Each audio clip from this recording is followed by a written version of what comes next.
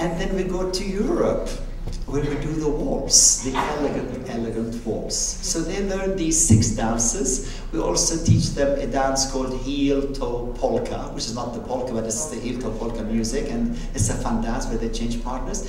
As well as all of this, we give them some sugar with get-down dancing, you know, line dances, to do this. And so the program is 10 weeks long, twice a week, 40 minutes, 45 minutes long. And there are 30 kids doing it at the same time, all in a group. At the end, they have to do a performance. We call it a culminating event, where they will dance with their partners in front of their parents, invited guests. They even dance in front of the 4th graders, if they're going to be in the auditorium. And they all have a good time. So from the very first time we meet them, they stand so far apart, let's say, the inside circle, outside circle. But by the end of that 45 minutes, they're dancing together. And so it's a big accomplishment that they accomplish in just one lesson.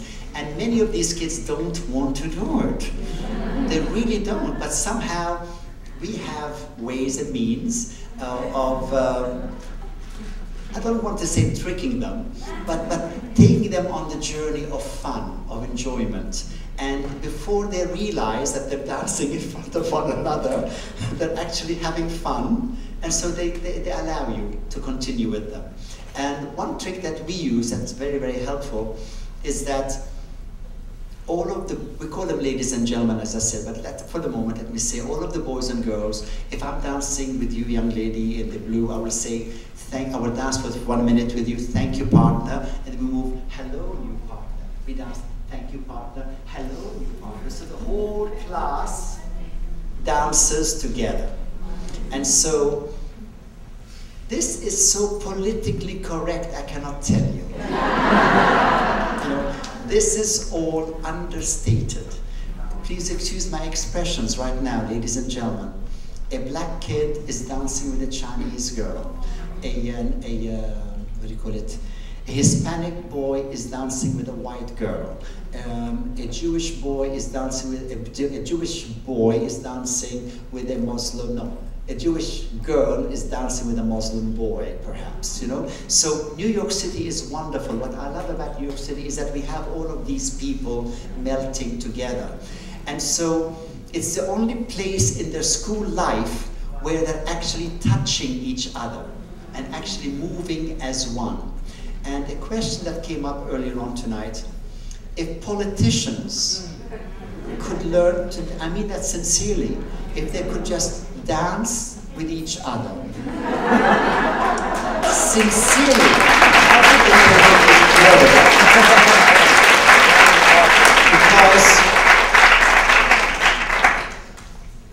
you get to know so much about that person through a physical touch without words. So much. And whenever you're dancing with a guy, with a girl, the good things come out. Instinctively, the good feelings come out to that person, even if you don't agree with them. But to move as one, you've got to be able to be malleable. To be able to move comfortably as one, you've got to give and take.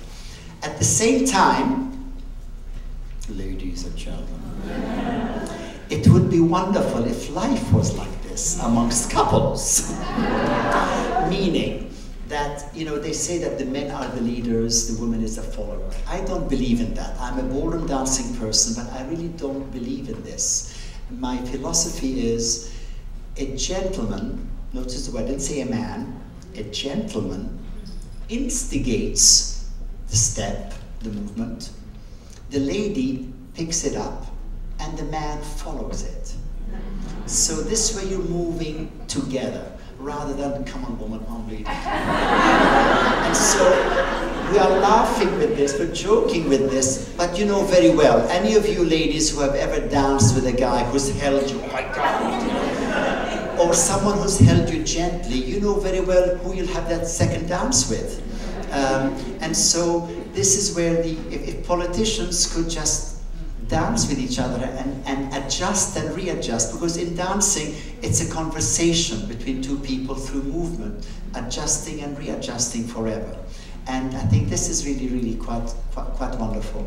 Another thing that we like to think of when we're teaching children, and this is for us as adults, is to give the children, give each other a safe space. A safe space. What is a safe space? A safe space is to give you the opportunity to give you comfort so that you can answer honestly, answer correctly, not answer something because you need it to be heard, or I have to look over there to really see what you're thinking. And in New York, unfortunately, because New York City, wonderful city, but it's very fast, no one has time, we tend to bump into each other and not even say sorry. I would like to ask you something, ladies and gentlemen, for us, for New Yorkers. Next time you go and buy a soda or a newspaper, and you give that person behind the desk money, many of you say thank you, but how many of you say thank you and look that person in the eye? These young ladies and gentlemen at D'Agostino, these places, you know, they earn what, $4 an hour, $5, I don't know, you know, and they feel so worthless. But if you can only say thank you and look at them, I promise you, I do it on because I say no, thank you. And, oh, okay. Because they are so surprised, and I'm not telling you how wonderful I am, but I really, it isn't the words you've just said. It's how you make them feel once you've left. That, to me, is the biggest thing that can bring peace to everybody around. So if there's something that you can physically, verbally do with another human being that you even do not know, make them feel good once you left that little company of theirs. And if you do, it'll come back. It really, really will come back in many, many ways. Going on a bus. Not many people get off the bus and say thank you to the driver. Look at him and say thank you. He, sometimes she, will be so surprised that somebody appreciated the $2 ride. Maybe too much, but I'm sure you understand where I'm coming from. Say yes. Good. No, but this is being kind. You're only being kind. And another statement I made earlier on is that you cannot love a child enough. You really cannot. But at the same time, you've got to give that child parameters. And not strict rules, but parameters. And let those parameters move here and there in accordance to their will and wishes so that they can still stay within. I mean, keep your child on a leash, no offense, but not too long a leash, but not too short a leash either. You know, it's got to go up and down. You know, there are these leashes that go back and forth, you know. Again, I am not telling you that your children are as such. Please, I don't want to be quoted in the wrong way. But you have to listen. You have to listen to the moment. Another thing when we are teaching our teaching artists, we like to mention to them to be present. Be present. I am me right now. I am present with you. I'm trying to make sure I go here, I go there. I know there's something else going outside, but I cannot look outside exactly because that would take me away from what I'm saying to you. So if you're working with people or having, okay, how many of you have been to a cocktail party and you're talking to someone right here and then you're looking, they're talking, but you're looking around. Hello? That's not being present. That's checking the room out to see who I can go with once I've stopped talking to you. I mean, hello? So, and then one can wonder, why don't I have friends? Because you're moving on. You know, New York is fast, I know, but you don't have to be that fast. I am jesting with you, ladies and gentlemen, but I'm also taking it from a factual point of view, is that we can be living with more peaceful moments on a daily basis. How we treat each other around us, whoever we treat on a daily basis, on a moment-to-moment basis. I have in our organization 60 teaching artists that work for our company, and I'm very proud to say that we have 240 schools, 28,000 kids this year, 6 liaisons where they go out and check things out. But those men and women don't work for me, I work for them. I'm telling you how wonderful I am. It's not meant like that. It's that, please don't think that you are somebody and they are below you. Once you do that, you really have lost the respect. And something that we teach our children is respect and teamwork.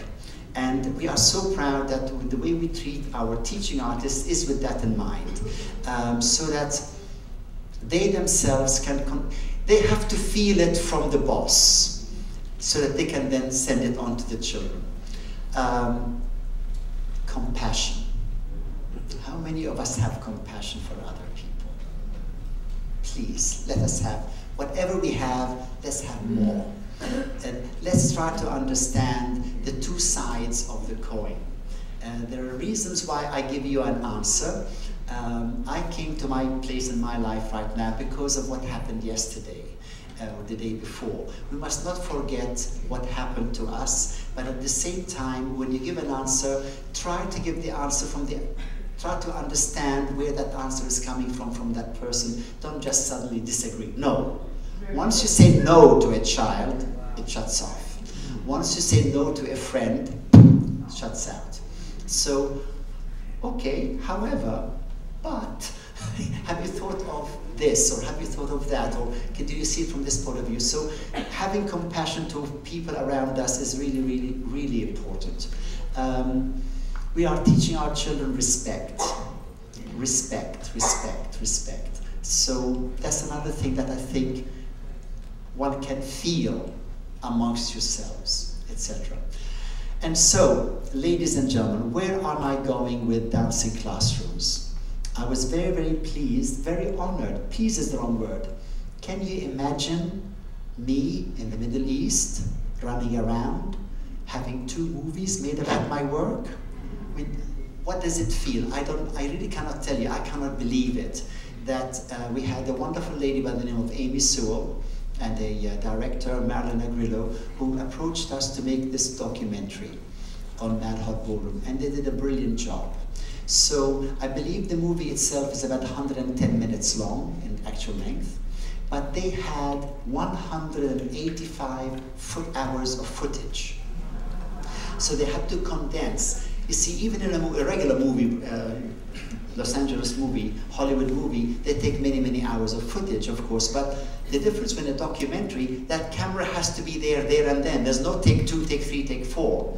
It has to happen. So for them to have followed all of these children and make it into a movie, and the way it came out was just phenomenal. And they really got the spirit of what dancing classrooms is all about. And for that, I'm really very grateful. But at the same time, 2 years before that, a woman by the name of Diane Nabatoff, the producer of Take the Lead, approached me, having seen a TV segment on CBS, and said, "Has anyone made a movie about you?" I said, "No." So, I said, "Well, I'd like to sell your story. I'd like to have a contract with you to sell your story to a film studio." I said, "Fine." I'm not beating down the doors. So, by all means, yes.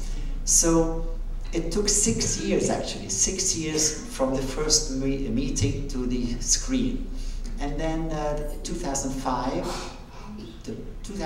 we filmed Take the Lead. 2006 April, yes, this week actually, April, the movie opened up. And that, I was even my mother, who lives in England, was so pleased that Antonio Banderas portrayed her son.